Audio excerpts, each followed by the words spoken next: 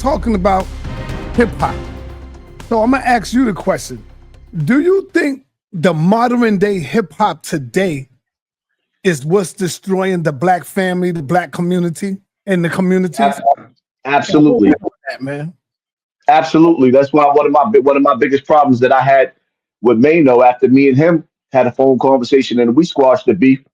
Consistently, I had to figure out throughout the years how to keep myself relevant on YouTube because I know that there's a fight. Charleston White, I'll give you an example. His whole blueprint came from me. The going into Burger King, flipping out, uh, cursing out the white woman in the stairs, cursing out the woman in the store, the Derek Williams, me slapping him in the middle of the street. I knew what I was doing. YouTube has this thing where they start shadow banning us. Mm-hmm. So I realized that in the process of them trying to shadow ban and push our channels to the back, nigga, you got to learn how to wild out to get the people back in. You got to do what 50 Cent is doing. You got to set a fire. So in the process of that, get back to the question again. Ask me the question again. Yeah, I was asking you, do you think hip hop, the Hip modern hop, right, right. day, There we go. So yeah, so with the hip hop, right here you have while we was going through the pandemic, drill rap was birthed in New York, and it came like a thief in the night. You had children going into the studio rapping about crimes where other children was murdered. They made fun of the dead, put it on the internet. Next thing you know, it was so controversial that they dissed the dead. These young kids was going viral. YouTube giving these little niggas $100,000 checks a month. They eating $100,000 a month. So now they showing you, the reward of Satan for them doing what has never been done in history. For one, we always lied about whether we killed somebody. We'd tell a bold-faced lie. You would never know that we did it. We hid the body and lied about it. So now they bragging about it. For two, in history, people allowed their enemies to bury the dead. It was just a respect thing. We started doing shit that was never done in history of black people, which was dissing the dead and disrespecting and making fun. So now I'm constantly battling and trying to bring awareness to the evil that's going on in these streets, what I call the YouTube streets, because it's not even on the streets no more. Now it became the YouTube streets because the bodies was lyrically being dropped over the internet. And when Mayor Adams decided that he announced on the news that he was going to make a stop or bring a stop to New York's rail, Mano comes out and have a sit down with Fabio Foreman and all the rest of these dudes to stop the mayor from the decision that he made. When in all actuality, everybody in the black community should have said enough is enough when it came to that music. That music is evil. I'll play drill music now because some of it is switching over and because it's just the beat. But in order to have a drill music, a drill song, you had to diss the dead, the name of killing, the name of shooting that happened. And I refuse to play that on my platform or to stand by that. So yes, that's the first time in history that it brought death to the black community. It brought death to hip hop. Hip hop is over with now. It's over. There's no money left. Every rapper right now is trying to figure out how to start a podcast. It's over. do you ever think that you go too far sometimes? And let me give you an example. The Gilly the Kid son. I watched that whole episode. I was like, damn, don't do it, Hassan. And you went in and you talked about Gilly the Kid and his son and how his son passed away, got murdered. Do you ever think sometime first, do you think you go too far sometimes? Well, here's the thing, right? If Gilly the Kid himself and Wallow himself Right. never let the youth, never let the people's mind to believe that there was a door of sacrifice. Mm-hmm. These niggas made it clear once they opened up that conversation and they tried to put that out there that there is a door of sacrifice. Mm. Once they did that, there is no turning back. You sitting up there, you asking multiple artists about the door, about the higher ups. They got numerous interviews doing this. Nori has interviews, academics, Takashi 69. All of these artists are sitting up there, including Gillian Wallow. They made it clear that it is a door. So now, when people are seeing like the sacrifices when you sign that contract that they signed in the industry, yes, his son was killed. Yes, they caught the killer, but people don't understand that life is like Final Destination. Just because there was a killer that actually killed him and the bullets hit him at that time, that's how Satan worked in Satan's house. That's how the universe works when you make a blood sacrifice. Now, some people may not believe that, but obviously Gillian Wallow did because they put that out there to the people. So now when you hold them accountable for these things that they're saying themselves does happen, oh, who believes this type of bullshit? You did. Put it out there. There's no turning back. That's why they would never face me in this conversation because I can use your words to hurt you. Mm. All right. Herman Smalls, you up, brother. Peace. Now, I just want to go back to the hip hop question before we touch on Kanye. And I wouldn't say hip hop is dead, but it's definitely in intensive care. And like if we look at its history and its impact when it first was about UNITY and Public Enemy's fight to power, and it was co-opted and it is still co-opted.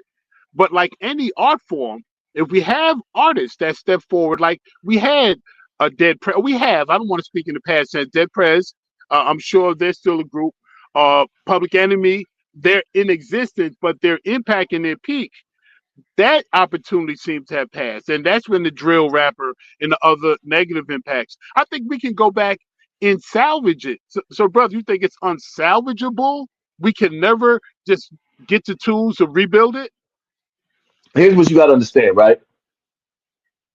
The true form and essence of hip hop has been died. It's been dead. I agree. People made music in back in the days because they wanted you to hear the hottest song. Now you got hip hop artists that has 20 albums that's unreleased that refuse to release this music because they put their blood, sweat, and tears in and they know they're not going to get paid for it. So now the dopest tracks is going to die in somebody's closet, never to be released. And that's where we went wrong in hip hop because the passion has left. People want the reward, they want the money, they don't want the art form anymore. Right, right. Can he be redeemed besides some of the antics that he may express from time to time? And do you both of you, do you not see some aspects of yourselves in Kanye's behavior? First of all, redeemed, he doesn't want to be redeemed. Listen to what he says. Jim Jones made $2 million off of sitting down with those Jews or whoever he sat down with doing business, right? He made 200, I mean, $2 million, right? If Jim Jones is worth $2 million and Kanye West is calling him broke and a bum ass nigga, what the hell you think he think about you and me? He doesn't want to be redeemed. He doesn't respect you. You a peon to him. He does not use his money to benefit black people at all.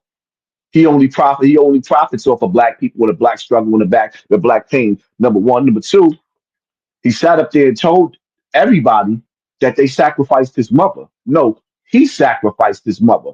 He's another one. Now, this is not all the years of people saying, oh, Hassan Campbell's a conspiracy theorist. The nigga got in front of the world and told the world that his mother was sacrificed. You went through the door. There's no way that you can make it to the level of Kanye West of being a billionaire when you was a puppet through all these years without going through that door. So now you tell the world that your mother was sacrificed and they took your woman. Kanye West is not battling for the love of black people in our situations. He's mad because they took his chick. She was part of a contract. They gave her to him and he wants her back. She doesn't want him. So now he's mad and he's on the internet talking about he never really wanted the kids. If he don't want his kids, why would he want your kids? Redeem himself, throw the nigga in the garbage. Throw him in the trash. You don't believe he's using his platform, his voice, in some respects, the way you use yours? I mean, rock and snot boxes. stepped on a lot of toes, hurt a lot of feelings, but it had a lot of people tuning How in. could you compare me to a nigga that only gets on the internet every couple of years when he's mad at his handlers? He only gets on the internet every few years when he's mad because he can't have his way. He is not consistently trying to use his voice to lead black people to the promised land. This nigga got enough money to buy acres of land and say, hey, you know what? I'm going to take the strongest black people in America and set them up here so that y'all don't have to worry about nothing. So that we can have just 1% of the population rules the world. 1% of the population rules the world. Kanye West has enough money to take a small percentage of the most elite black people who are educated enough to rebuild the next Black Wall Streets, but he doesn't. On the flip side, you see Little Boosie, right? You look at what Little Boosie is doing. They decided they want to lock him up and try to give him some federal charges. Why? Because when you look on those acres of land, he started building huts, aka small mini apartments for his family, for his children to have a future. They don't like that. Every structure that we have ever built in America that we started off building that small village has been wiped out. And they consistently do that. Now, Kanye West has enough money to sit up there and say, yo, you know what? Instead of doing what Mayweather did, when he bought 400 million worth of apartments in New York City to keep us under this spell, none of us should live anywhere near tenement buildings or the projects. Everybody black should be running from that shit. You know why? Because it's an experiment. The project, the experiment is the people, not the building. And the environment, the red zones, where our children is murdering each other, parents is burning candles every day and pouring out liquor, while the real niggas is standing on the corner. That is the actual horror movie that we supposed to be getting away from. The black community, aka the hood. It has a spell cast over it. It is not normal to see babies dying on the street corner. And then you got to tell your child you can't go outside for the next 3 or 4 days because this set got beef with that set and they're looking for each other right now. So just stay in the house for a couple of days. No, get the hell out of there. If you have the money to get your children out of the hood and you keep them there, that's child abuse.